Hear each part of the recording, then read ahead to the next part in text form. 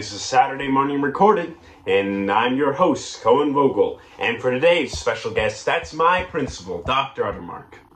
For your weekly tidbit of news, it's that before the fields paleontology and geology, those fields were just combined into one, and that was undergroundology. And I think that's a fantastic name. Here's our special guest.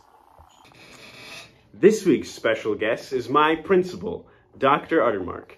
So for your first question, what made you decide to become a principal?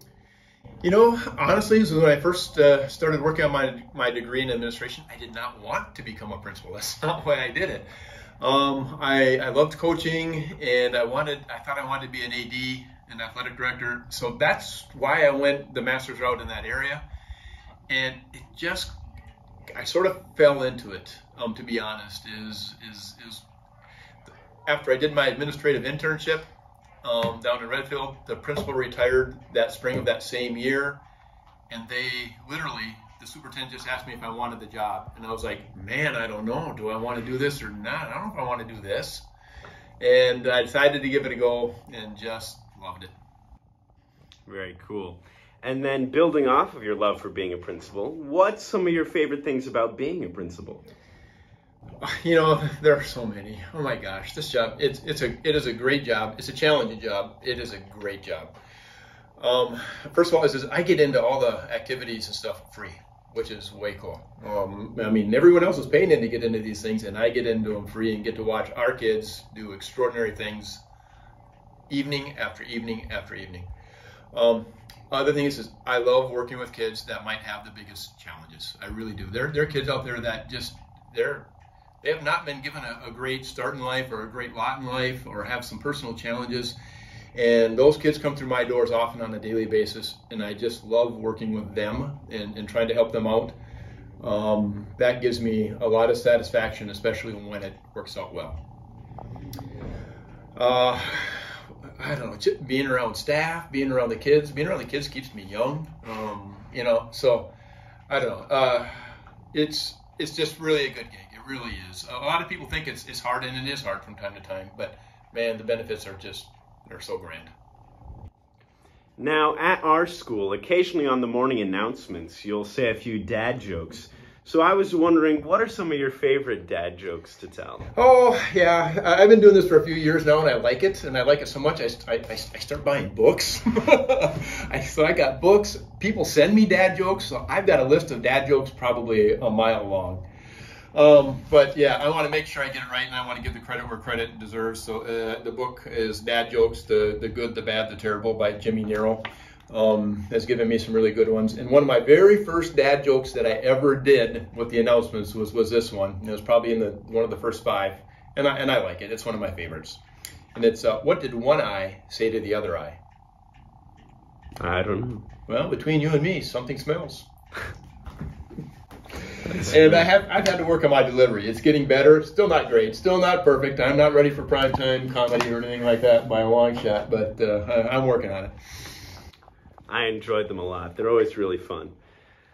So now being a principal, it means like you're kind of the leader of the school. So what is it like to have to run the staff and have the school under your wing?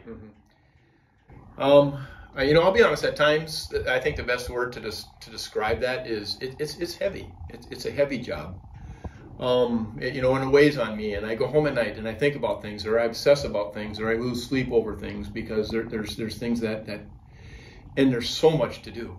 That I look at my computer now, and my task list is so long, and it's one of those things that just never ends because the job is ongoing. And so it's like when I get one thing done, there's just the next thing. But yeah, it can be a very heavy job. But it's kind of like it kind of goes back to all those things I like still. So the rewards are just so tremendous that outweighs the heaviness. Very cool. And for your final question, what's your favorite book? Well, I'm going to mention 2 if that's all right. Maybe 3, but it's because I'm an avid reader. Love reading. Passionately love reading. More modern day, I'll start with that one. I loved Angels and Demons by Dan Brown. I just thought I was just entertained start to finish totally. I thought that was great. I couldn't put it down. That was a book I became addicted to. Two other books that I became addicted to are classics and just absolutely love those. And that's The County of Monte Cristo is a great book. And Les Mis. And I'm kind of a Les Mis aficionado. I've seen every movie, I've seen it every way it can be done. I've seen movies, the stage productions, the musical production. I've read the book a couple of times. Yeah, so those would be my top three. Very cool. Thank you. Here's 30 Seconds of Nature.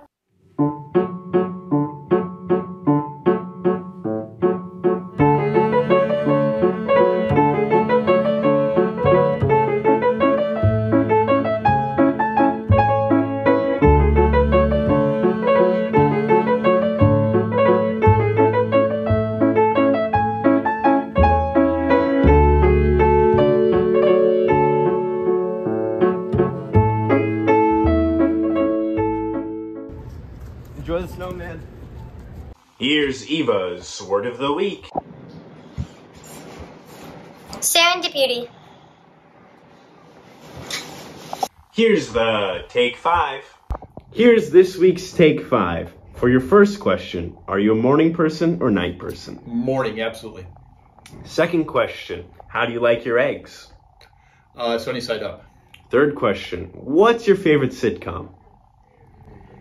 Big Bang. Fourth question, have you ever peed in a pool? Yes. Fifth question, if you could help an endangered species of your choice, what would you pick?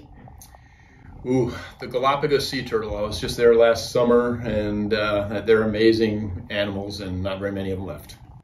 Very cool. Thank you.